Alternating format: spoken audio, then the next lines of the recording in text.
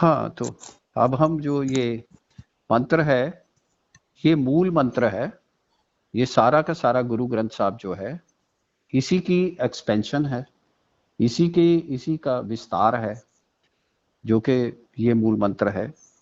तो ये मूल मंत्र क्या है? इसका सबसे पहला शब्द है एक ओंकार, कि एक ईश्वर एक है, ब्रह्म एक है। तो क्या है एक है? तो एक कौन है एक? इसके बारे में अगर हम सोचें तो सबसे पहले वो एक कौन है, उसकी अगर डेफिनेशन लें तो हमें डेफिनेशन में क्या आता है कि सबसे पहले ओम की डेफिनेशन आती है। इंकार का मतलब है ओम, ओंकार का मतलब है ओम। तो ओम का मतलब क्या है? आ उ मा। आ उ मा का मतलब ये है सृष्टि की क्रिएशन भी वो है, सृष्टि जो सृष्टि की क्रिएट करता है वो है, वो एक है जो सृष्टि को क्रिएट करता है, जो सृष्टि को सस्टेन करता है, और जो सृष्टि को की प्रलय करता है।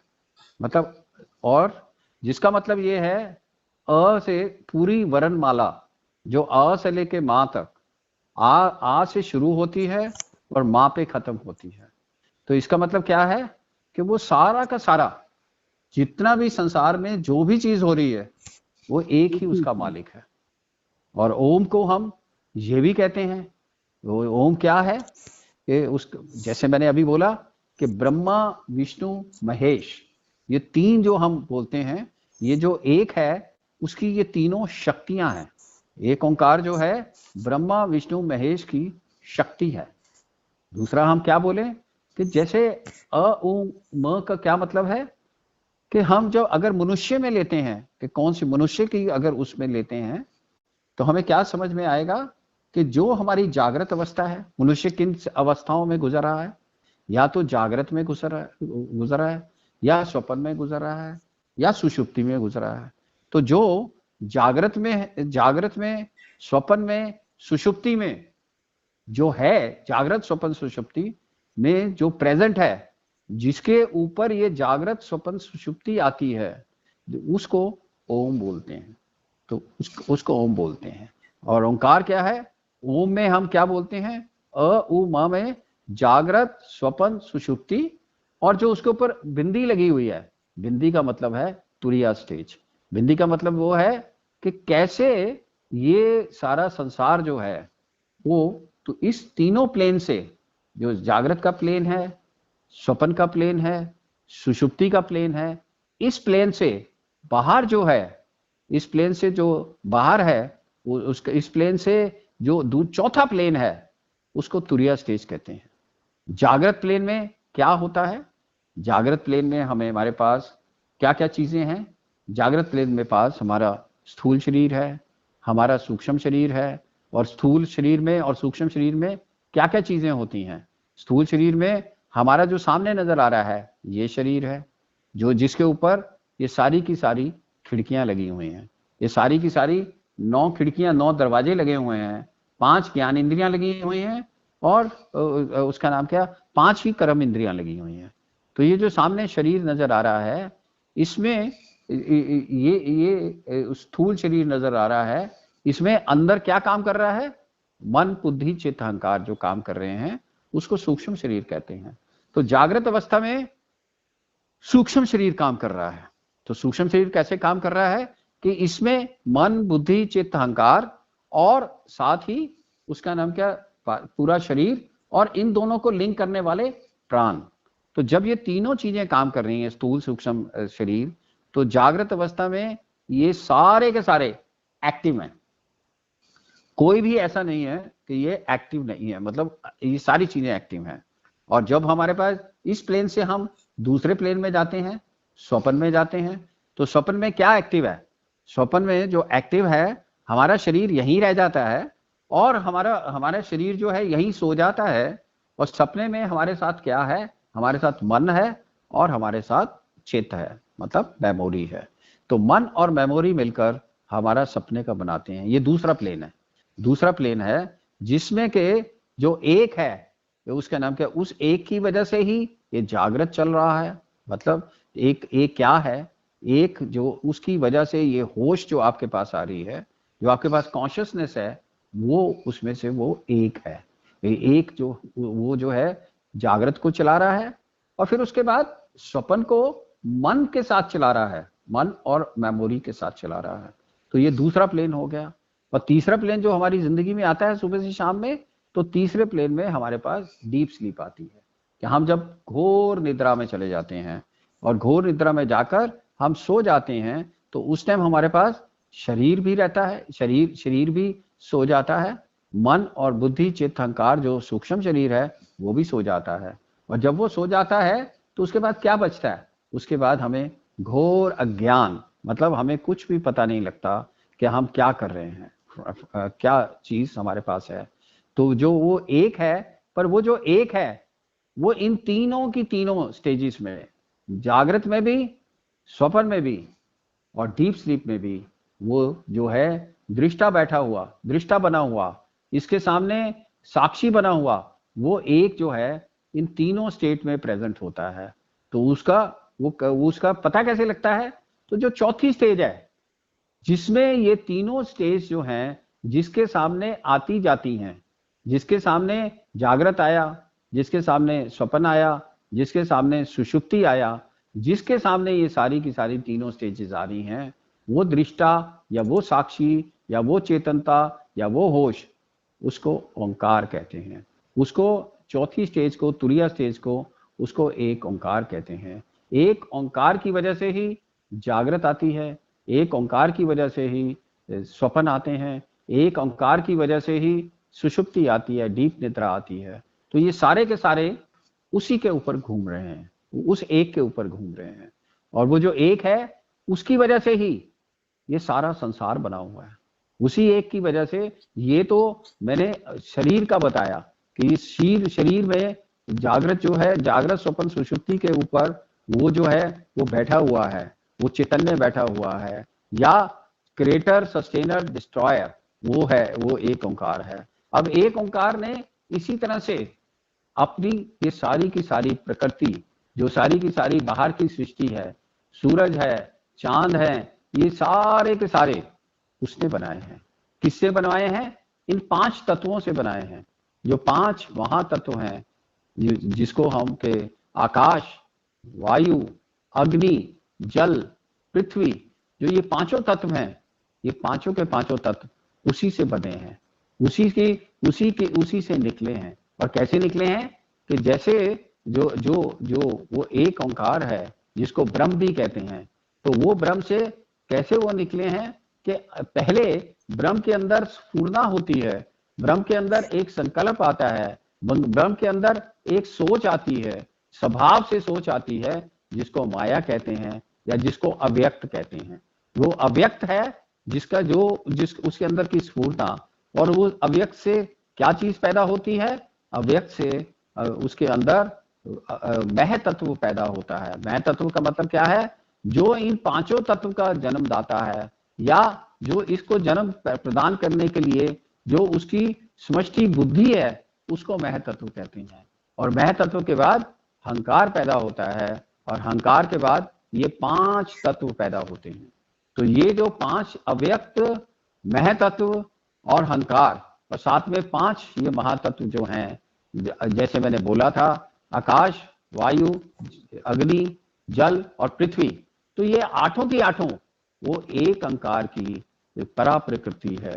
ये जो प्रकृति है, एक ओंकार जो है, इन सारी प्रकृति का जन्मदाता है। ये सारी प्रकृति उसने बनाई है।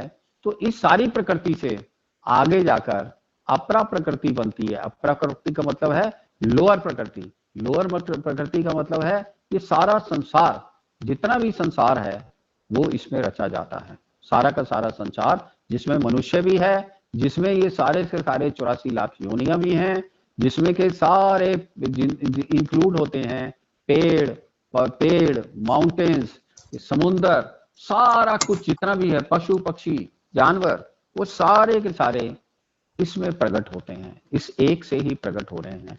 और एक से प्रकट होकर वो क्या कर रहे हैं?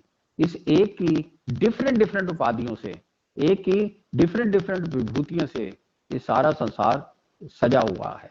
उस एक की वजह से ही उसका नाम क्या, जो इसके अंदर है, जो सत्य है, जो सत्य का मतलब क्या होता है, जिसका वो नाम बोल रहे हैं अभी, सतनाम बोल रहे हैं, इस ओंकार का नाम सतनाम बोल रहे हैं, वो जो है उसमें क्या है, ब्रह्म में कौन कौन सी उपाधियां हैं। एक उसकी सत्य की उपाधि है, एक उसमें चेतना की उपाधि है, होश की उपाधि है, और एक उसमें आनंद है। उन तीनों चीजों के मिश्रण को, इन तीनों चीजों की उपाधियों को ब्रह्म कहते हैं या एक ओंकार कहते हैं। और जो है, जो इसलिए जो जितनी भी आपके अंदर इस संसार में एग्जिस्टेंस नजर आती है, होश नजर आती है, वो उसी के पास, उसी से आई हुई है। जितना भी इस संसार में जो ऐसी चीजें नजर आती हैं, जिस चीजों की एग्जिस्टेंस है, जिस चीजों में की जो आपको ये भी नहीं पता लग रहा, ये भी नहीं पता लगता, जैसे पत्थर है, आपको नहीं पता लग रहा कि इसके अंदर भी चेतनता है।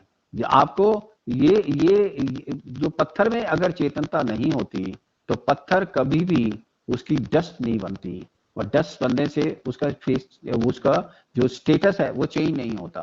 तो इसका मतलब क्या है, कोई भी संसार की चीज, उसमें चेतनता समाई हुई है। अगर सब में चेतनता समाई हुई है तो इसका क्या मतलब हुआ, तो एक ओंकार सर्वव्यापक है। वो कोई भी ऐसी जगह नहीं है जहां पे वो नहीं है, जहां पे उसका राज्य नहीं है, जहां पे उसकी स्फूर्णा नहीं है। वो कोई भी ऐसी प्लेस नहीं है जिसमें के उसका आविर्भाव नहीं है। वो सर्वव्यापक है, वो सर्वज्ञ है। उसका नाम क्या, तो कैसे वो सर्वज्ञ है, क्योंकि वो सब कुछ जानता है। सब कुछ जानता है का मतलब यह है, उसके ज्ञान के बिना, उसकी होश के बिना आप कोई भी इस संसार की चीज को ना जान सकते हो, ना उसको समझ सकते हो। कुछ भी ज्ञान के लिए उसकी होश चाहिए। विदाउट होश, विदाउट चेतनता, आप एक जड़ हो, तो उसका नाम क्या, जिसमें कि आपको कुछ भी, तो उसका नाम क्या, उस जड़ता में आपको कुछ भी जो चीज है आपको डेड नजर आएगी। उस चेतनता के बिना जो जड़ प्रकृति है वो जड़ है। तो प्रकृति को एक्टिवेट करने के लिए, इस संसार की किसी भी चीज को एक्टिवेट करने के लिए उस एक की जरूरत है, जिससे कि सारा संसार बना हुआ है। अगर इनडायरेक्टली हम देखें तो उस एक के अलावा इस संसार की एग्जिस्टेंस जीरो है। अगर वो ना हो तो हमारी कोई भी एग्जिस्टेंस, कोई भी चीज को अगर हम लें और उसके अंदर हम अगर चलें, तो अल्टीमेटली हमें पता लगेगा कि वो जो है उसके अलावा कोई भी चीज उसके विदाउट एग्जिस्टेंस में नहीं आ सकती। आप अपने अंदर भी देख लीजिए कि जब तक आप, अगर मैं हूं, अगर आप ये नहीं कहते हो कि क्या है, आप जब आप उसका नाम क्या है, अपने आप को जो मैं हूं, जो आप कह रहे हो, वो उसी का प्रदर्शन है जो आपके अंदर आ रहा है, कि आपकी एग्जिस्टेंस है, आप जिंदा हो। जिंदा किस तरह से आप ऑब्जर्व करते हो, जब आप कहते हो मैं हूं, जो जागृत अवस्था में कहते हो कि मैं हूं, इसका मतलब ये है, जो मैं हूं का मतलब है, जो अपने आप को मैं कह रहा है, वो उस एक चेतनता की, उस एक ओंकार की ही उपाधि है जो आपके अंदर है, वो आई हुई है, जो आपने आपको मैं हूं कह रही है। तो उस मैं हूं को जानने के लिए, उस मैं हूं को पास जाने के लिए, उस एक ओंकार को जानने के लिए आपको इस मैं हूं को जानना पड़ेगा, जिसके जानने के लिए ये सारी साधना, ये सारा गुरु ग्रंथ साहब या सारे शास्त्र इसके बारे में ही, इसी की बातें कर रहे हैं। इसी को जानने के लिए वो सारा का सारा प्रयास, सारा का सारा सत्संग, सारा का सारा उसके बारे में बात करने के लिए, उसी को जानने के लिए सारे के सारे लगे हुए हैं। तो क्या है, तो उसको जानने के लिए हम कैसे काम कर सकते हैं, ये काम करने के लिए हमें अब क्योंकि हम सृष्टि में तो इसको जान नहीं सकते। तो सबसे पहले इसको जानने के लिए हमें अपने अंदर खोज करनी पड़ेगी। अगर हम अपने अंदर खोज करें, अगर हम किसी तरह से इस होश को, जो हमारे अंदर मैं हूं कह रही है, अगर इस होश को हम जान लें, तो इस होश को अगर पहचान लें, तो हमें उसका कुछ ना कुछ, उसका एक सूत्र मिल जाएगा, जिस सूत्र से आगे चल के उसकी कृपा से ही हम उसको जान सकते हैं, उसका साक्षात्कार कर सकते हैं, उसको पा सकते हैं, या वो हमें अपने आप को जना सकता है या बता सकता है। तो इसलिए हमें इस शरीर में ही उस एक ओंकार की समझने के लिए, एक ओंकार को जानने के लिए अपने शरीर में हमें काम करना पड़ेगा। क्या काम करना पड़ेगा? उस होश को जानने के लिए कि हम आज जो उस होश से हम अपने आप को सारे संसार में इंटरेक्शन कर रहे हैं। हम इंटरेक्शन क्या कर रहे हैं? उस एक की वजह से हम बोल पा रहे हैं, हम सुन पा रहे हैं, हम देख पा रहे हैं, हम जो भी काम कर रहे हैं पांचों इंद्रियों से, जो भी काम कर रहे हैं, शब्द, स्पर्श, रूप, रस, गंध, ये जो पांचों चीजें हम ले रहे हैं उस एक ओंकार की वजह से ले रहे हैं। अगर आपके अंदर वो चेतनता नहीं होती, आपके अंदर होश नहीं होती, आपके अंदर ये सारी चीजें नहीं होती, ये होश और नहीं होती, तो आप कभी भी आपका ये सारी चीजें जो मन ग्रैस्प कर रहा है, मन जो संसार से परसीव कर रहा है, मन जो संसार से परसीव करने के बाद बॉडी जो फील कर रही है, जो बॉडी जो है थिंक कर रही है, जो आपके अंदर थिंकिंग हो रही है, फीलिंग हो रही है, परसीविंग हो रही है, और जो किसकी परसीविंग हो रही है? ऑब्जेक्ट की परसीविंग हो रही है। आप जो सारे ऑब्जेक्ट हैं आप अपनी इंद्रियों के थ्रू परसीव कर रहे हो, और जो सारे ये ऑब्जेक्ट हैं उसका नाम क्या, उनको जब फील करते हो तो आपके अंदर इमोशंस पैदा होते हैं जो कि माइंड कर रहा है, और जो इंटेलेक्ट क्या कर रहा है?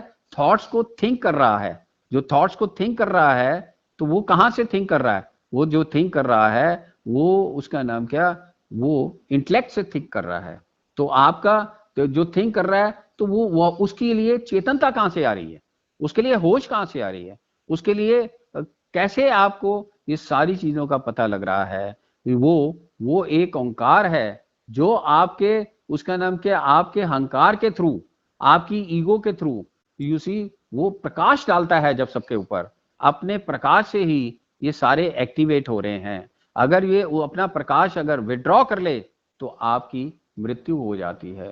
तो उसके प्रकाश से ही आप यू सी फील कर रहे हो, उसके प्रकाश से ही आप परसीव कर रहे हो, उसके प्रकाश से ही आप थिंक कर रहे हो।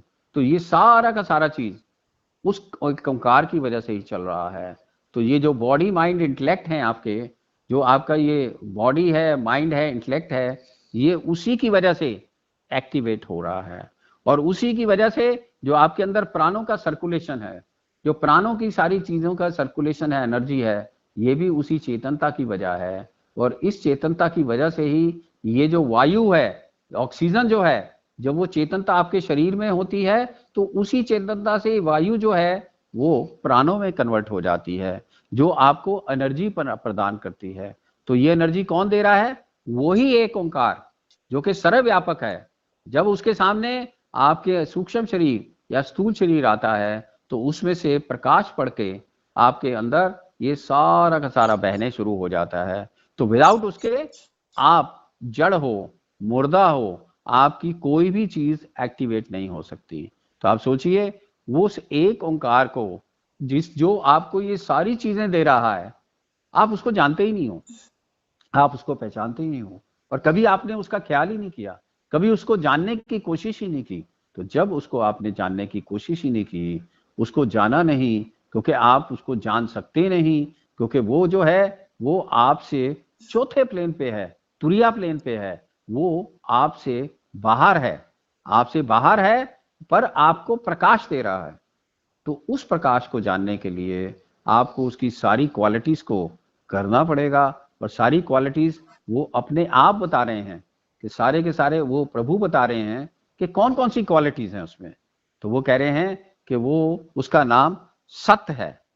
सत्य है वो सत्य नाम कैसे हुआ? वो उसका सत्य क्या है? सत्य का मतलब क्या है? सत्य का मतलब जो पहले भी था, अभी भी है, आगे भी रहेगा, और उसमें कोई भी चेंज नहीं है। अगर वो उसमें कोई भी चेंज नहीं है, वो आगे भी रहेगा, अभी भी है, और जो है पहले भी था। तो उसका मतलब क्या हुआ? कौन सी ऐसी चीज है जो पहले भी थी, अभी भी है, आगे भी रहेगी? तो अगर हम अपने आप इन्वेस्टिगेट करते हैं तो हमें पता लगता है ये शरीर यू सी एक टाइम नहीं था, एक टाइम है, और एक टाइम चला जाएगा, एक टाइम उसका समाप्त हो जाएगा। तो इसका मतलब ये है, ये भी सत्य नहीं है। तो हम ये देखते हैं कि इसके बाद हम ये सोचते हैं, ये मन, अगर मन को सोचते हैं जो सूक्ष्म शरीर में है, तो मन को देखते हैं तो एक दिन वो जो मन है अभी तो कुछ बोल रहा है, अभी कुछ समझ रहा है, अभी कुछ कह रहा है, अभी बदल जाता है। वो तो हर मोमेंट पे ही बदल रहा है, तो वो भी सत्य नहीं हो सकता। तो उसके बाद बुद्धि है, बुद्धि भी हर टाइम जो है वो डिसीजन बदलती रहती है। उसका नाम क्या? डिसीजन बदलती रहती है। कभी कभी कहती है ये ठीक है, कभी कहती है ये ठीक नहीं है। इसी तरह से जो मेमोरी है, जो चित्त है, जो जो जिसके अंदर ये सारी मेमोरी है, वो भी सुबह से शाम में ही अपनी ओवरऑलिंग करती रहती है। कभी कहती है ये ठीक है, कभी कहती है वो ठीक है। वो भी बदलती रहती है। और जो आपके अंदर अहंकार है, जो इसका मैं अपने आप को कह रहा है, वो भी किसी टाइम सुखी होता है, किसी टाइम कहता है वो फीलिंग के साथ मुझे अच्छा लग रहा है, मुझे सुख हो रहा है, मुझे दुख हो रहा है, मुझे प्लस हो रहा है, मुझे माइनस हो रहा है। वो भी उसके पीछे लगा रहता है, वो भी चेंज हो रहा है। तो इसमें से कोई भी ऐसी चीज नहीं है जो कि स्टेबल हो, जो कि ऐसी हो कि जो हमेशा प्रेजेंट हो, और जो जो शुरू से लेके आखिर तक प्रेजेंट हो। तो जैसे मैंने पहले कहा कि जब हम सो जाते हैं, जब हम सोते हैं, तो सपने में तो ये सारा का सारा शरीर यहाँ पे एब्सेंट हो जाता है। तो मतलब सपने में ये शरीर आपको अवेलेबल नहीं होता। तो जैसे ही हम डीप स्लीप में जाते हैं, तो ये सपने वाला शरीर भी नहीं होता। जो सपने में हम जो कुछ क्रिएट कर रहे थे, जो चीज सब देख रहे थे, वो भी नहीं क्रिएट होता, वो भी नहीं रहता। तो उसके बाद जब हम डीप स्लीप में जाते हैं, उसके बाद भी सारी चीजें, जो इवन अहंकार था, जो ये सारी चीजों को जानता था कि मैंने ये अच्छा लगा, मुझे बुरा लगा, मुझे सर्दी लग रही है, मुझे गर्मी लग रही है, मुझे सुख हो रहा है, मुझे दुख हो रहा है, वो भी वहां पे सो जाता है। पर ऐसी कोई चीज है जो वहां पे प्रेजेंट रहती है, क्योंकि जब वो प्रेजेंट रहती है, इवन ये भी देख रही होती है कि वहां पे जो जो है मुझे अज्ञान है, मुझे वहां पे कुछ भी पता नहीं लग रहा, मुझे कुछ भी पता नहीं लग रहा। पर सुबह होकर जो आपको उठकर कहते हो, या तो कहते हो मैं अच्छी तरह से सोया, या कहते हो मुझे उसका नाम क्या, नींद नहीं आई। तो कौन था जो आपकी ये सारी चीजों को वहां पे वॉच कर रहा था? वो एक ऐसा है, ऐसी चीज है जो इवन आपकी बॉडी भी सो गई, इवन आपका सूक्ष्म शरीर, मन बुद्धि चित्त अहंकार भी सो गया, आपका सारा कुछ चला गया, पर कोई ना कोई चीज ऐसी थी जो वहां पे बैठी हुई, उसका नाम क्या, जो है आपको देख रही थी, आपकी इस अवस्था को पहचान रही थी, और अवस्था को जान रही थी। तो उस अवस्था को आपने क्या किया, उसके जाना, जाना तो, और सुबह आके कंफर्म किया अपने मन ने कि उस टाइम उसको, क्योंकि वो उस टाइम जो जो ये मैं कह रहा है वो सोया हुआ था। तो जब वो सुबह जागा, तो सुबह जागकर उसको ने कंफर्म किया कि मैं अच्छी तरह से सोया हुआ था। तो जो कह रहा है मैं अच्छी तरह से सोया हुआ था, तो किसी ने देखा होगा तभी तो उसने कंफर्म किया। तो जो वो देखने वाला था, वो कोई चीज थी, वो जो चेतनता थी, वो जो साक्षी था, वो सत्य है।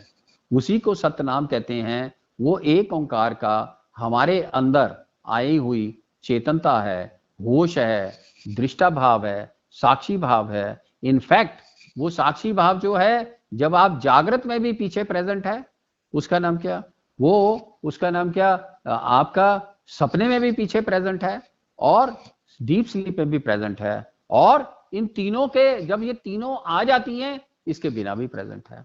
तो ये जो सत्य है, जो कि कभी भी नहीं जाता, ये शुरू से लेके आखिर तक आपकी जिंदगी में प्रेजेंट रहता है, इसको सत्य नाम कहते हैं।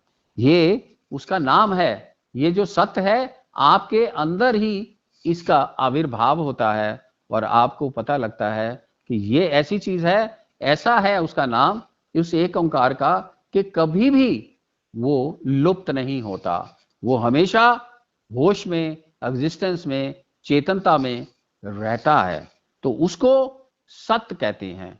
तो ये जो सत्य है, इसको जानने के लिए, इस नाम को जानने के लिए आपको ऐसा कुछ करना पड़ेगा। जब आप होश में हो गए, जब आप जागृत अवस्था में हो गए, तो उस जागृत अवस्था में, होश में, अगर आपकी मुलाकात वो आपसे कर ले, तो आपको पता लगेगा कि ये सत्य नाम या एक ओंकार क्या है।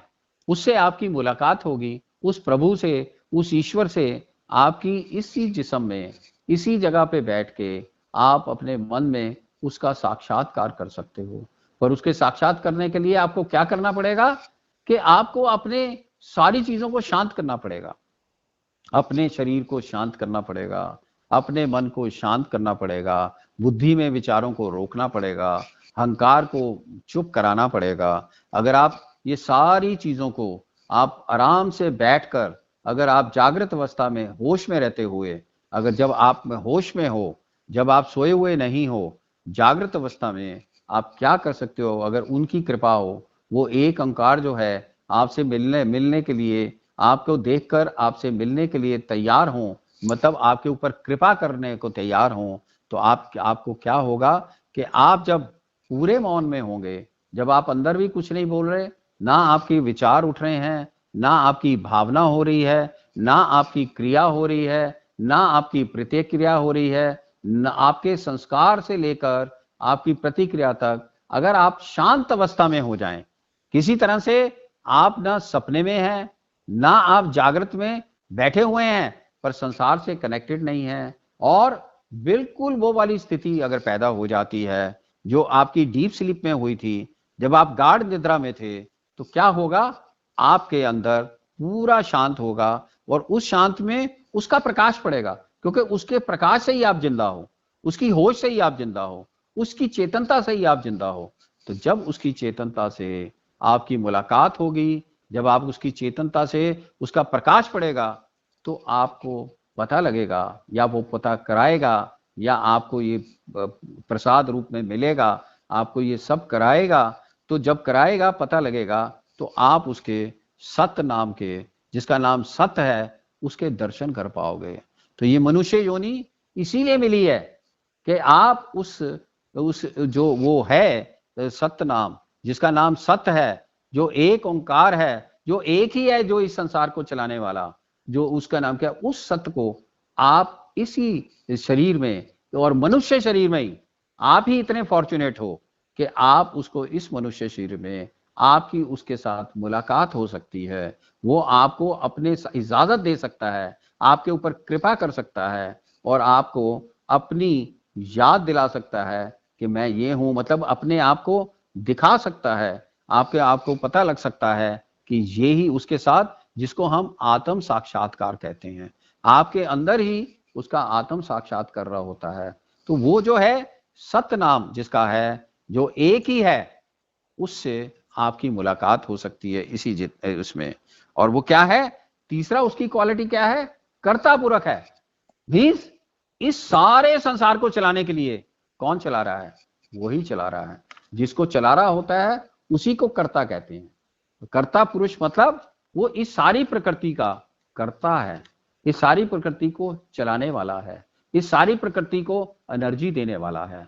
और कैसे एनर्जी देता है, जैसे मैंने कहा, सारे संसार को एनर्जी कैसे देता है, अपनी जो एक ओंकार जो है अपने अंदर स्फूर्णा करके, उसका नाम क्या, जब अव्यक्त से, अपनी माया से, इस मह तत्व से, इस अहंकार से जो चीज वो पैदा करता है इस माया के, उस मायापति को ईश्वर कहते हैं।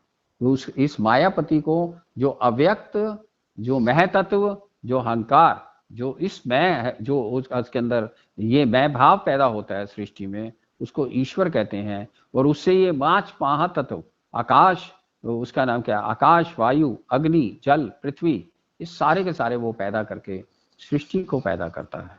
तो वो कर्ता पूरक है। और वो कर्ता पूरक क्या कर रहा है, ये सारी की सारी योनियों को, जितनी भी 84 लाख योनियां हैं, न्याय से इसके लिए अपने लॉस बनाता है। इसके लिए ईश्वर का न्याय है, ईश्वर कर्म फलदाता है। ये सारे के सारे जो भी प्राणी हैं 84 लाख योनियों को, इनके लिए सब चीजों का अरेंजमेंट करता है, इनकी आयु का, इनकी एवोल्यूशन का, इतनी सब चीजों का वो जिसको, जो कर्ता पूरक है, जो करने वाला है, जो इसको कंट्रोल करने वाला है, वो ईश्वर जो है, उसी का, ब्रह्म का ही, उस एक ओंकार का ही जो ईश्वर है, उसी एक ओंकार को, मायापति को अपने संकल्प से वो ईश्वर बनकर इस सारे संसार की रचना करता है, इस सारे संसार का न्याय करता है। और इस सारे संसार का न्याय करके वो उस सारे संसार को हर चीज प्रदान करता है। कोई भी ऐसी चीज नहीं है कि जो उसको प्रदान नहीं करता। और कैसे प्रदान करता है? अब हम मनुष्य को ही लेते हैं, तो मनुष्य में क्या प्रदान करता है? पांचों पांचों तत्वों से, इन पांचों तत्वों से उसके शरीर का निर्माण होता है। इन्हीं पांचों तत्वों से उसकी इंद्रियों का निर्माण होता है। जैसे उन इंद्रियों से, इन्हीं पांचों तत्वों की वजह से ही शब्द, स्पर्श, रूप, रस, गंध, वो सब इस संसार को ले सकते हो अपने अंदर, अपने अंदर इस संसार को जान सकते हो। तो इन्हीं पांचों तत्वों से वो जो उसकी सूक्ष्म तत्व होते हैं, उनकी तन मात्रा होती हैं, ये मन, बुद्धि, चित्त, अहंकार बनाता है, सूक्ष्म शरीर बनाता है। और इस सूक्ष्म शरीर बनाकर इस संसार में जितने भी विषय हैं, प्राणों का आपको प्रदान करता है। प्राण सारे आपको प्राणों का सर्कुलेट करता है, प्राण आपके अंदर यूसी डालता है। इन प्राणों की एक अपनी एनर्जी होती है, वो पूरी की पूरी आपको एनर्जी प्रदान करता है। और एनर्जी के साथ आपको अपने संस्कारों की वजह से जाति, आयु, भोग, मतलब आपका पूरा किस्मत बनाता है, किस्मत रचता है, प्रारब्ध रचता है। वो सारी की सारी रच के आपके अंदर, आपको इस संसार में वो प्रारब्ध को कैसे आपकी जिंदगी में आएगा, वो सारा का सारा खेल वो अपने अंदर रचता है। और उस खेल से और आपके अंदर क्या पैदा करता है? जब आपके अंदर जब उसका प्रकाश आता है ब्रह्म का, तो आपके अंदर होश आती है, आपके अंदर मैं आती है। तो आप किसका संगम बन जाते हो? ये जो सारा शरीर है, पांच पांच उसका नाम क्या, तत्वों का बना हुआ, दो चीजों का संगम बन जाते हो। एक तो आपके अंदर प्राण चल रहे हैं जो कि आपकी एनर्जी को दे रहे हैं, एक आपके अंदर होश है कि मैं हूं, एग्जिस्टेंस है। तो आप होश और प्राणों के कॉम्बिनेशन से ये ईश्वर जो है आपकी सारी चीजों में न्याय संगत से कंट्रोल करता है। पर इस कंट्रोल करने में एक ही चीज है कि आपको वो कर्ता पूरक यूसी फ्रीडम देता है कि आप भी उसकी तरह से इस संसार के, इस अपने जीव के, अपना जो संसार अपने अंदर बना रहे हो, उसके कर्ता पूरक बनो आप। उसको भी, वो आपको भी फ्रीडम देता है कि आप जो करना चाहो अपने इस शरीर के अंदर, तो उसका नाम क्या, आप कर सकते हो। आपको वो शक्ति प्रदान करता है कि जैसे वो सारे संसार को रचता है, ऐसे ही वो शक्ति आपको प्रदान करता है। आप भी उसकी, जिस तरह से वो सारे संसार को चला रहा है, आप भी चाहो, शक्ति वो दे रहा है, होश वो दे रहा है, आप भी इस संसार को चला सको। वो आपके अंदर ये सारी चीजें प्रोवाइड करता है। आप भी, क्योंकि वो आपको अपना अंश मानता है और आप उसका अंश हो, इसलिए जैसे वो संसार में करता है, वैसे ही आपके अंदर क्षमता प्रदान करता है कि आप अपने अंदर कर सको। अब अफसोस ये है कि आप इन सारी चीजों को जानते नहीं हो, ना उस कर्ता पुरख को जानते हो, ना उस सत्य को जानते हो, ना उस एक ओंकार को जानते हो। तो जब इन सारी चीजों को जानते नहीं, आप तो अपने संस्कारों वश होकर आप इस संसार में, अपनी छोटी छोटी इच्छाओं, छोटी छोटी आसक्तियों, छोटी छोटी डिजायर से ही आप इनमें ही घूमते रहते हो, राग द्वेष में। कभी सर्दी गर्मी शरीर के लेवल पे, कभी आपको ये चीज पसंद है, कभी चीज ये नहीं पसंद है। कभी आप मन के लेवल पे, कभी आपको सुख होता है, कभी आपको दुख है, कभी अच्छा लगता है, कभी बुरा लगता है। इसी तरह से बुद्धि के लेवल पे आपको कभी मान लग रहा है, कभी अपमान लग रहा है। तो आप इनफैक्ट इस मन, इस बॉडी, माइंड, इंटेलेक्ट से, इस अहंकार के साथ जीते हुए आप सारी जिंदगी सिर्फ इन दुखों में ही, दुख और प्लस, माइनस प्लस में जीते हुए अपने संसार को, अपने अपने इस संसार से विदा हो जाते हो। और ये भी नहीं कभी जान पाते कि आपके पास ऐसी कैपेसिटी थी, आपके पास इतनी फ्रीडम थी, आपको प्रभु ने इतनी फ्रीडम दी थी। उस कर्ता पुरुष ने आपको कर्ता बनने के लिए पूरी की पूरी फैसिलिटी दी थी कि आप अपने शरीर का कर्ता बन के, आप उसकी, उस बड़े कर्ता को, जो पुरुष है, उसके साथ आप योग कर सको, उसके साथ आइडेंटिफाई कर सको, उसके साथ एक रूप हो सको, उसको जान सको कि आप उसी के अपने ही रूप पर उसने आपको घड़ा है, अपने ही रूप पर आपको उसने उसका इस पैदा किया है। तो आप इन सारी चीजों को जान नहीं पाते, क्योंकि इसलिए कि आप संसार की छोटी छोटी चीजों में ही आप अपना समय गुजारते रहते हो। और उसमें ही आप जो है उसमें ही निकल जाते हो, उसमें ही आपको लगता है कि उसका नाम क्या, मैंने इस संसार में जी लिया, और आपको असली पता भी नहीं लगता कि आप जो है, आप असली चीज को जान ही नहीं पाते हो। असली चीज को जान ही नहीं पाते कि जिस चीज के लिए आपका जन्म हुआ था, आपका जन्म हुआ था उस एक ओंकार को, जिसका नाम सतनाम है, जिसका नाम कर्ता पुरख है, उसको उसको जो करता है सब धरता, उसको इस संसार में आकर इस जीव योनि में, मनुष्य योनि में जान सको। आप उसको जानने के लिए, उसका नाम क्या, आप प्रयास कर सको, और उसको जानने के बाद जो वो अमृत तत्व है, जो हमेशा रहता है, जिसका कोई मृत्यु नहीं होती, जो एक पहले भी था, अब भी है, आगे भी रहेगा, जब ये सारी की सारी चीजों के साथ आप भी वैसे ही बन सकते थे, आपके पास भी चांस था कि आप उसको इस मनुष्य जन्म में जानो, और जानने के बाद आप उसके साथ वननेस करो, उसके साथ आप जो है ऐसा लगे आपको कि उसकी कृपा से आप वही बन जाओ। आपने ये कभी भी कोशिश ही नहीं की, आप छोटी छोटी चीजों में ही आप चले गए, आप उसी में अपना समय गुजारते रहे, और उसकी वो क्वालिटी जो कि मनुष्य में नहीं है, आगे मूल मंत्र में उसकी भी क्वालिटी बता रहे हैं कि वो निर्भय है। मतलब निर्भय का मतलब क्या, निर्भय का मतलब ये है जिसको कोई भय नहीं है, जिसको कोई फियर नहीं है, फियरलेस है। और फियरलेस कौन होगा, जो संसार में एक अकेला ही है, एक ही छत्रपति राज है, जिसके सामने कोई दूसरा है ही नहीं, तो उसको भय किस बात का। हमें भय क्या है, हमें क्या है, हमें भय इतनी सारी चीजों का है। हमें फ्यूचर का भय है, हमें प्रेजेंट में कि हम हमारे से ये ना छून जाए। हमें क्या है, हम सिर्फ पांचों विकारों में ही, काम क्रोध लोभ मोह अहंकार में ही घुसे रहते हैं, और वो क्या है, तो इसलिए हम सारी जिंदगी निर्भय हो ही नहीं सकते। क्यों, कोई ना कोई हमें भय सताता रहता है, मृत्यु का भय, इस दुनिया से जाने का भय, बीमार होने का भय, वृद्ध होने का भय। क्यों, क्योंकि हम अपने आप को ये शरीर मानते हैं, अपने आप को हम वो चीज मानते हैं जिसने क्षय होना ही है, जिसका जन्म हुआ है उसकी मृत्यु होना है। तो हम अपने आप को जन्मा हुआ मानते हैं, हम अपने आप को उस ब्रह्म का अंश जानते ही नहीं है, जबकि हम उसका अंश हैं। तो वो जो है निर्भय है, उसकी क्वालिटी क्या है, क्योंकि उसको किसी चीज का भय नहीं है। क्यों, वो हमेशा रहने वाला है, उसके अंदर उसकी कोई मृत्यु नहीं है, तो उसको भय किस चीज का है, और एक अकेला ही सारे संसार को कंट्रोल रहा है, तो वो निर्भय है। तो जब भी आपके अंदर आहिस्ता आहिस्ता निर्भय की क्वालिटी आए, आहिस्ता आहिस्ता आप फियरलेस हो, समझिए कि थोड़ा थोड़ा आप उसकी तरफ चलने के लिए आप चल रहे हो, उसकी तरफ आप आगे चलने की कोशिश कर रहे हो, तो आप वो निर्भय है और निर्वैर है।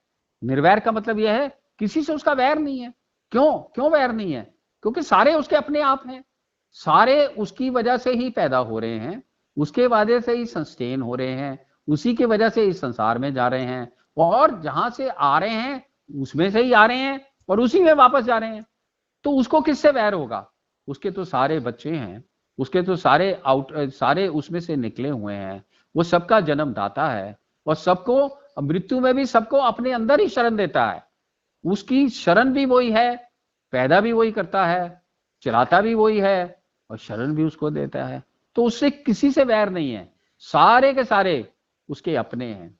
ये क्यों बता रहे हैं ये सारी चीज, इसलिए बता रहे हैं कि जो उसकी क्वालिटी है, वो अगर आपके पास थोड़ी थोड़ी क्वालिटी भी आप अंदर पैदा करोगे, आप भी अपने भय से मुक्त होगे, आप भी किसी से वैर विरोध नहीं करोगे, और आप भी ऐसे कर्ता पुरख बनोगे जैसे कि वो कर्ता पुरख है, उसके न्याय में चलोगे, और आप भी उस सत्य के साथ, जो कि सत्य जो है, जो हमेशा रहता है, उस सत्य को पाने के लिए ध्यान करोगे, धारणा करोगे, समाधि करोगे, उसको जानने के लिए आप सारे काम करोगे, और तो उस जब एक को जानोगे तो उसकी सारी क्वालिटीज जो ये हैं वो सब में आनी शुरू हो जाएंगी। तो उसके बाद वो और भी कह रहे हैं आगे कि और क्या क्वालिटी है, वो अकाल मूर्त है। मीन्स उसको काल के अंदर नहीं है। काल के अंदर क्या है, काल के अंदर चेंजेस हैं, पीछे भूतकाल में कुछ और है, प्रेजेंट में कुछ और है, आगे भी कुछ है। उसमें क्या है, कोई भी उसका नाम वो काल के बाहर है, काल उसके कंट्रोल में है, उसके कंट्रोल में ही काल ये चलता है, समय चलता है, समय उसके बेस पे चलता है। मतलब वो है, उसके ऊपर समय चलता है, उसके ऊपर आप कहते हो ये पहले था, अब है, आगे नहीं होगा। तो कोई भी चीज को जानने के लिए एक आधार चाहिए, तो वो एक ऐसा आधार है, वो उसका नाम क्या, अकाल मूरत है। वो इस काल के बाहर है। वो एक ओंकार जो है, उसी से काल आते हैं, उसी में, उसमें वो काल के घेरे में नहीं है, वो काल से बाहर है। काल उसका कोई नहीं बिगाड़ सकते।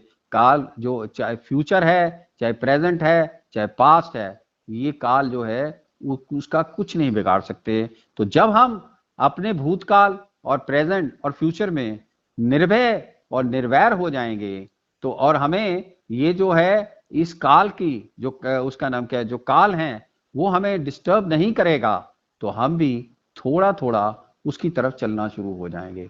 और तो उसके बाद उन्होंने क्या कहा कि अजूनी है, वो हमारी तरह से पैदा नहीं होता। जो हमारे इस संसार में चार तरह से लोग पैदा होते हैं, चार तरह से जो है इस सृष्टि बनती है। कैसे बनती है? या तो अंडज से, अंडों से बनती है। जो हमारे पशु पक्षी हैं वो अंडे देते हैं और वो सृष्टि बनती है। या यूसी जो पसीने हैं उससे सृष्टि बनती है, उससे सृष्टि बनती है। जो पसीना है, जो ह्यूमिडिटी है, उससे भी जीव पैदा होते हैं, उससे भी जीव आगे पैदा होते हैं। और तीसरी सृष्टि जो है वो बनती है, जो उसका नाम क्या है, जैसे वृक्ष बनते हैं, बीज से उगते हैं। जो अगर हम बीज डालते हैं तो वो उसका नाम क्या, उगते हैं। तो इस तरह से सृष्टि बनती है। और चौथी सृष्टि जैसे गर्भ धारण से, जैसे हमारी पैदा हुई है, उस तरह से बनती है। तो ये चार तरह के यूसी जिससे हम सारे जीव जंतु सब कुछ पैदा होते हैं, इसमें चार तरीके हैं जिससे जो मैंने बोला है उससे है। वो जो है अजूनी है, वो इस तरह से पैदा नहीं हुआ, वो जो है हमेशा था, वो पैदा के बिना ही हमेशा रहेगा। वो इस कैटेगरी में नहीं आता कि ये किसी तरह से वो पैदा हुआ था। वो अजूनी है, उसका कोई जन्म नहीं है, वो हमेशा जन्म मरण से रहित है, वो हमेशा रहता है। और उसी की वजह से ये सारा संसार है, उसी की वजह से ये सारे ब्रह्मांड है, उसी की वजह से सूर्य चंद्रमा जितने भी ग्रह हैं वो सारे उसी की वजह से हैं। तो वो अजूनी है, अकाल मूरत है। वो इस काल में, जो हमारे लिए काल है, हमारे लिए 100 साल, 50 साल, 1000 साल, 5000 साल, 50 लाख साल, वो इन सबसे बाहर है। वो जो है काल, उसका कुछ भी नहीं बिगाड़ सकता है, काल के बाहर है। और वो क्या है? सहभंग है, मतलब अपने आप को डिवाइड कर सकता है। अपने आप को जैसे एक सेल से, आपने देखा होगा जब एक सेल से बच्चा जब पैदा होता है, या बच्चे का जब डेवलपमेंट होती है, एक सेल से दो सेल, 2 साल से 4 सेल, 4 साल से 8 सेल, वो ऑटोमेटिकली अपनी शक्ति से वो डिवाइड करता है। मतलब अपने आप वो जो है सहभंग है। वो क्या करता है कि वो अपने को कितनी भी चीजों में डिवाइड करके भी, मतलब इन्फिनाइट है वो इतना अथाह है कि वो डिवाइड करके भी इन्फिनाइट ही रहता है। उसमें से कितनी भी चीजें उसमें से बनती जाएं, पर उसका कभी भी उसमें से कोई जरा सा भी उसमें से कमी नहीं आती। वो वैसे के वैसा ही हमेशा रहता है। वो सहभंग है, वो स्वयंभू है, मीन्स वो अपने आप में कंप्लीट है। वो जो है ऐसा है कि अपने आप में कंप्लीट है। वो कुछ भी उसको उसका नाम क्या है, अपने आप डिवाइड कर सकता है, अपने आप जोड़ सकता है, अपने आप ही वो सक्षम है। वो उसमें इतनी सक्षमता है कि वो कुछ भी कर सकता है। फ्रैंकली स्पीकिंग, वो जो हमें संसार में जो भी चीज नजर आती है, उसको करने के, वो कर जो हो रहा है वो उसकी वजह से हो रहा है, वो वही कर रहा है और कोई भी नहीं कर रहा। तो वो सहभंग भी है। हम तो कुछ भी नहीं कर सकते, हमारे अंदर तो कुछ भी, हम किसी भी तरह से कुछ नहीं कर सकते। तो उसकी शक्ति के सामने हम क्या हैं? कुछ भी नहीं है। तो वो कह रहे हैं वो मिलेगा कैसे? वो कहते हैं कभी भी ये सारी चीजें, क्योंकि आप बाहिरमुखी हो, आप इस संसार में विचर रहे हो, आपको खाली इस संसार का पता है। आपको बचपन से आज तक जो सिखाया है, सिर्फ यही सिखाया है कि अपनी इच्छाएं करो, अपनी इच्छाओं को किस तरह से पूरा करना है वो संसार में पूरा करो। पूरा कुछ होती हैं, कुछ नहीं होती हैं, उसमें करते करते आप उसमें इतने बच जाते हो, अपना धन मान स्त्री में इतना आप गुड़ जाते हो या धन चाहते हो, या मान चाहते हो, या स्त्रियों परिवार चाहते हो, इसी में इतने मशगूल हो कि आपको कुछ भी उसका पता नहीं है, अता पता ही नहीं है। ये तो आप मूल मंत्र सुन रहे हो, उसकी क्वालिटी सुन रहे हो, पर कभी भी आपने उस क्वालिटी से इन क्वालिटी को सुन के कभी भी आपने ये जानने की इच्छा नहीं की कि क्या मैं भी इसको जान सकती हूँ या जान सकता हूँ, क्या मैं भी इस तरफ जा सकता हूँ, क्या मैं उसी का पंच हूँ, क्या मैं उसको पा सकता हूँ, क्या मैं एलिजिबल हूँ, क्या मुझे ये सारी की सारी चीजें जो बताई जा रही हैं, जो उसकी डेफिनेशंस बताई जा रही हैं, जो उसकी उपाधियां बताई जा रही हैं, जो उसकी क्वालिटीज बताई जा रही हैं, क्या मैं उन सबको पा सकता हूँ? हाँ, मनुष्य को ऐसा बनाया है प्रभु ने, उसकी उत्तम कृति है मनुष्य, जिसके लिए वो एलिजिबल है इन सब चीजों को पाने के लिए। अगर वो चाहे तो इसको पा सकता है। ऐसा ही जो चीजें जो प्रभु बता रहे हैं, उन सारी चीजों को, उस एक ओंकार को, उस ओम को, उस ब्रह्म को, उस ईश्वर को जान सकता है और जान के उसको पा सकता है। तो आप इसको पाने के लिए कैसे पाएंगे? तो उसमें कहते हैं गुरु प्रसाद है ये उसका नाम क्या, इसके लिए प्रसाद है। और गुरु कौन है? गुरु प्रभु को ही मानते हैं, गुरु इस एक ओंकार को ही मानते हैं। वही सतगुरु है, वही जो सतगुरु है वो आपको आपके अंदर से ही ये प्रसाद देगा। वो सतगुरु जो है, जब आप उसकी आराधना करोगे, जब आप सत्संग करोगे, जब उसको जानने की इच्छा करोगे, जब आप निष्काम कर्म करोगे, जब आप ध्यान करोगे, जब आप उसके लिए वर्क ऐसे सुंदर मनुष्य, सात्विक मनुष्य बनोगे, जब आप सतोगुण प्रवर्तित हो जाओगे, तो प्रभु आपसे खुश होके वो जो प्रसाद है वो उसी से मिलेगा। सतगुरु ही अल्टीमेटली आपको प्रसाद देंगे। और सतगुरु कहां से प्रसाद देंगे? आपके अंदर से ही देंगे। आपके अंदर से ही वो आप रोशनी लाएंगे। उसके अलावा ये प्रसाद जो है, ये कोई भी बाहर से नहीं दे सकता। बाहर के टीचर या गुरु या वो हैं, सिर्फ आपको उसको एक्सप्लेन कर सकते हैं, उसके बारे में बता सकते हैं, उसके बारे में समझा सकते हैं।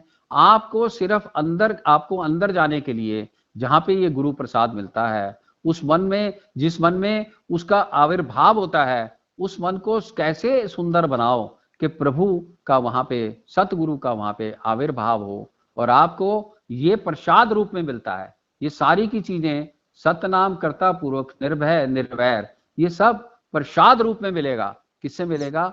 उसी से मिलेगा, उसी सतगुरु से मिलेगा, उसी एक ओंकार से मिलेगा, जो कि आपको, अगर जब आपका मन बुद्धि जब वो सारा पवित्र हो जाएगा, तब आपको उससे प्रसाद मिलेगा। ये प्रसाद रूप है। जो बाहर का टीचर है या बाहर के जो लोग हैं, जो जितने भी टीचर हैं सत्संग करने में हैं, वो सिर्फ आपकी ये हेल्प करेंगे कि आप कैसे अपने अंदर जा सको, इस संसार से किस तरह से आपका वैराग्य हो, संसार से आप संसार की चीजों की रियलिटी को जानकर आप ये जान सको कि ये सारी की सारी रियलिटीज जो हैं वो थोड़ी देर की नहीं है। आपकी मृत्यु के साथ ये सारी की सारी खत्म हो जाएंगी।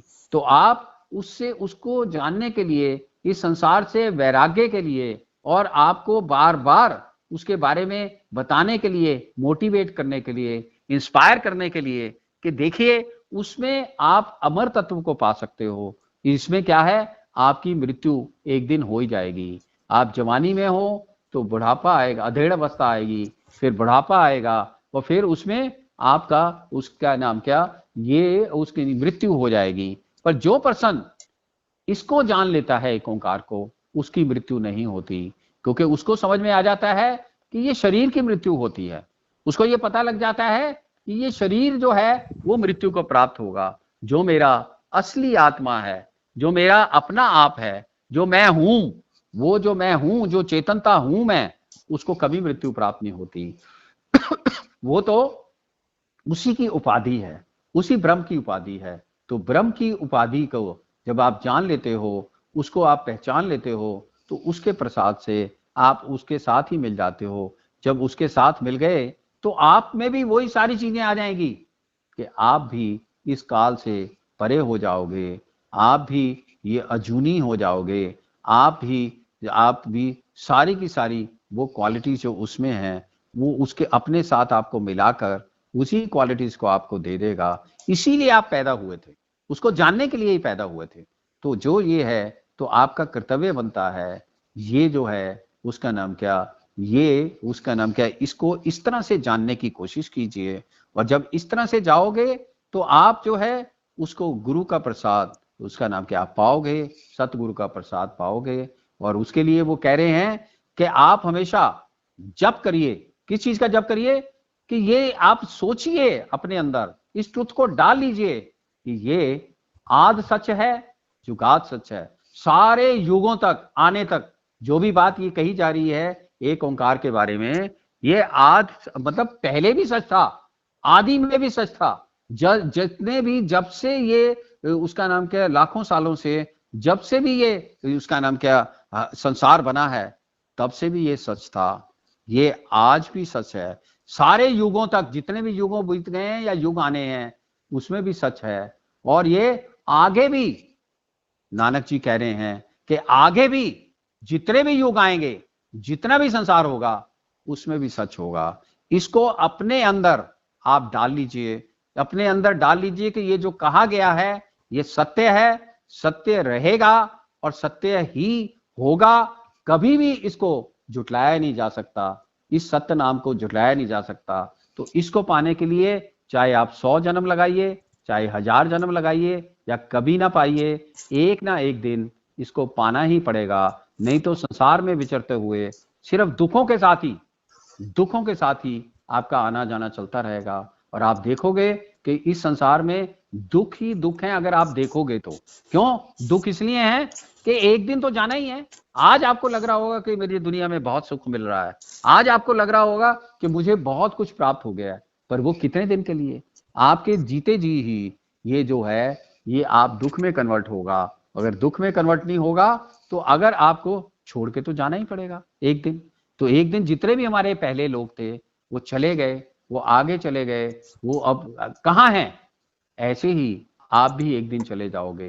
पर जाने से पहले अगर आपने उस एक ओंकार के, उस ओम के अगर आपने दर्शन कर लिए या उसके साथ वननेस कर ली, तो आपकी ना कभी मृत्यु होगी, ना कभी आप जो है अपनी मर्जी से ही, जैसे ईश्वर कर्ता पुरख है, आप भी उस ईश्वर के साथ जुड़ के जो चीज आप चाहोगे, जो चीज आप पाना चाहोगे, वो सब आपको गुरु प्रसाद से, सतगुरु के प्रसाद से अवेलेबल होगी। तो आप इसके लिए प्रयास कीजिए, इसको जानने की कोशिश कीजिए, इसके लिए सत्संग करिए, इसके लिए अपने कर्मों को करेक्ट कीजिए और इसके लिए ही आगे जाइए। यही इस मूल मंत्र में बताया गया है। तो इस मूल मंत्र का मतलब पूरी कंप्लीट डेफिनेशन है ब्रह्म की, ईश्वर की, यही सच है। तो इसी सच को जानने के लिए प्रयास कीजिए। Thank you.